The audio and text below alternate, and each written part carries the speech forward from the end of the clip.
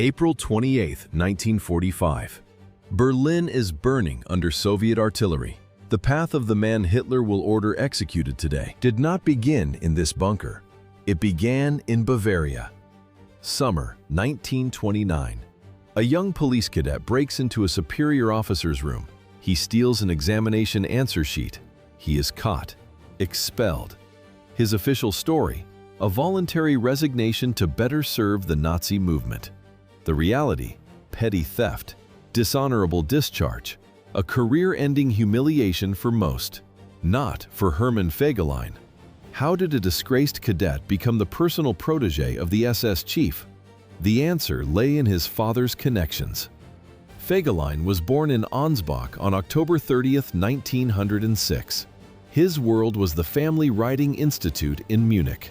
The smell of horsetack, the feel of rough leather. His father opened those stables to Nazi equestrian units. Those horses brought his son into contact with Heinrich Himmler, the head of the SS, one of the most powerful men in Germany. Himmler saw a tool. Fegelein was charming, ambitious, and without conscience. He also understood the strategic value of horses. The Reich's logistics depended on them. The Wehrmacht would later use over 2.7 million. By 1937, Himmler made his choice. He appointed Hermann Fegelein commander of the main SS riding school in Munich. In September 1939, Fegelein's cavalry regiment entered Poland. Their official mission was to eliminate bandits and partisans. The actual mission was a systemic hunt for civilians.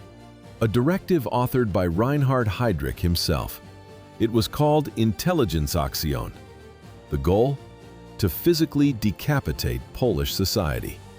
Fegelein's men targeted the intelligentsia, teachers, doctors, priests, university professors, individuals identified on pre-war lists as potential leaders of resistance. They were rounded up, then executed.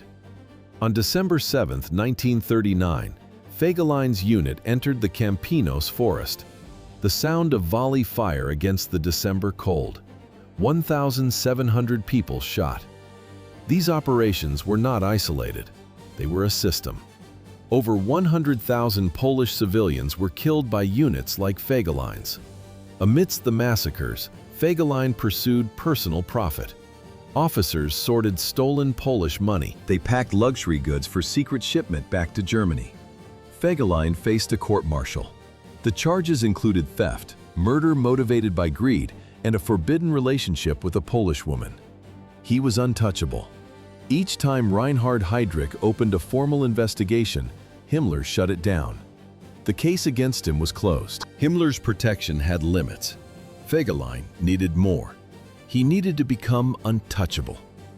Across the English Channel, Allied paratroopers were boarding aircraft. In Salzburg, Eva Braun personally arranged flowers on the tables. The venue was the Mirabell Palace. The date, June 3, 1944, 3 days before the Normandy landings. Why would an SS general marry Gretel Braun? It was a calculated move. The marriage provided direct political access to Hitler's inner circle. The guest list was a registry of the Reich's elite. Martin Bormann attended. Heinrich Himmler was a witness. Crystal glasses clinked during the toast. Fegelein was now part of the family. He was secure. 329 days remained until the groom would face a firing squad. Adolf Hitler ordered the execution of his brother-in-law. It was April 28, 1945. The family status, acquired less than a year prior, was now worthless inside the Führer bunker. Hours earlier, SS troops found the general in his Berlin apartment. He was drunk. He was in civilian clothes. A briefcase lay open, filled with cash and valuables. This was desertion. In the final days of the Reich, it was a capital offense processed by flying court-martials, the Fliegendes Standgericht. Fegelein became the highest-ranking officer sentenced under this protocol. The invasion of Poland in 1939 was only a prelude to his unit's actions on the Eastern Front. June 22, 1941, Operation Barbarossa begins. For Hermann Fegelein, the Eastern Front was not a war zone, it was a career path. His SS unit entered Belarus and Ukraine with explicit orders from Heinrich Himmler. The algorithm was simple: liquidate all male Jews over the age of 14, drive women and children into the swamps to drown. The swamps proved too shallow. The method was inefficient. Himmler revised the order: shoot the women and children too. How did the SS headquarters evaluate operational effectiveness? Exclusively through the loss ratios in a commander's written reports. September 18, 1941, a field office. The dull clack of a typewriter's keys. A clerk types the final summary, numbers on a form. The document is signed, then dispatched to SS headquarters. It was the bureaucratization of mass murder. The report stated the final figures: 14,178 Jews, 1,001 partisans, 699 Red Army soldiers. Fegelein's own unit losses: 17 dead. 14,178 executed people versus 17 dead SS soldiers. The kill-to-loss ratio was 834 to 1. A statistical marker of a one-sided execution, physically impossible during actual combat.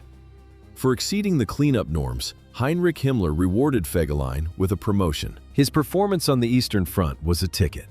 By January 1944, Fegelein was inside Hitler's headquarters, the Wolfschanze. He was Himmler's liaison officer, a direct line to the inner circle. To Hitler's secretary, Traudl Jung, he was transparent, his career, and fun, the only things that mattered.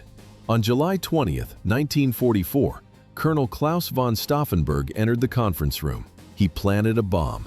The bomb exploded. The explosion left Hitler with minor injuries, but it gave Fegelein a small shrapnel wound in his left thigh.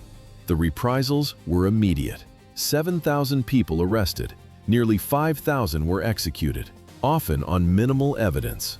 Fegelein passed the glossy photographs of the executed men to other officers in the bunker. Official status: liaison officer in the Führer bunker. Actual state upon arrest: a drunk deserter in civilian clothes. The images of executed colleagues did not secure his loyalty, not when Soviet artillery reached Berlin's outskirts on April 21. Hitler had moved into the Führer bunker on January 16, 1945. The end was no longer an abstract report. It was physical. On April 27th, Fegelein disappeared from his post. An SS search team found him that same night. He was in his private Berlin apartment. The air was heavy with alcohol, a sharp contrast to the search party's pressed uniforms. He was not fighting, he was drunk. What exactly was the SS team looking for in the deserter's briefcase? They forced it open.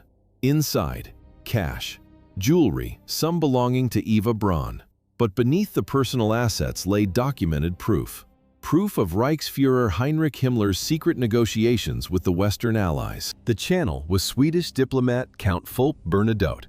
At that very moment, Bernadotte was physically waiting in Lübeck for Himmler's confirmation to surrender. The briefcase held a single folder of documents on the separate piece. News of Himmler's secret talks with Folke Bernadotte ignites the bunker. The reaction is volcanic.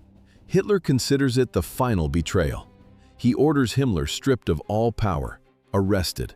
But Himmler is gone. His man, Hermann Fegelein, is not. The nearest target for the Führer's fury.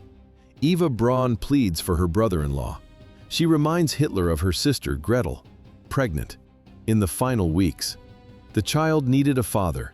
Hitler is unmoved. General Wilhelm Mohnke is ordered to convene a military tribunal. The procedure begins.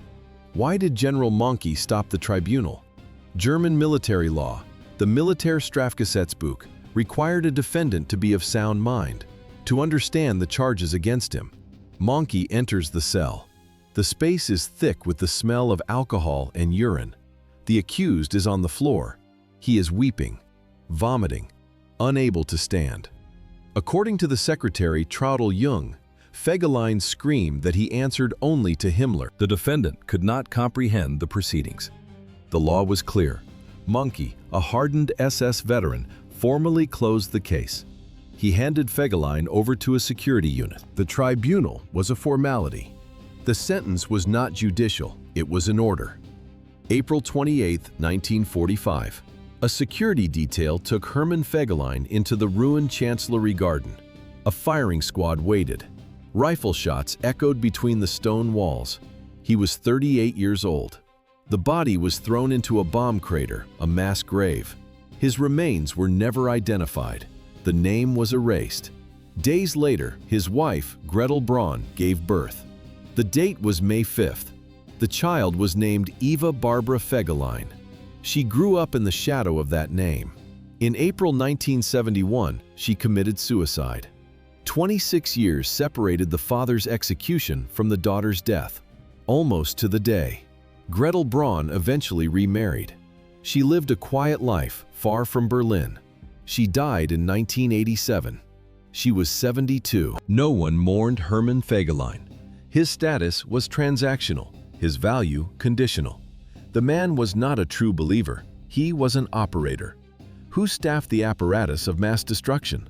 Not only fanatics, pragmatists, men who converted human lives into the next rank. Hermann Fegelein's ambition required a high body count. The murder of 14,000 people was a performance indicator, a data point to secure a promotion within the SS. This was the system's logic. It elevated the morally empty. It rewarded efficient function over ideological conviction. His downfall was not for his atrocities. It was for a failed attempt at self-preservation. Fegelein's drunken state in his final hours was irrelevant to the facts. The crimes were already logged, permanently recorded in the historical archive. The file on Hermann Fegelein is archived. The archives of World War II historians hold hundreds of similar biographies. Each one prompts a core analysis. Was the functionary a product of the Nazi regime? Or was the regime a product of these functionaries? The forum for this debate is open. Log your conclusion. Join the analysis. Previews for the next investigation appear on screen. The next case file is now displayed.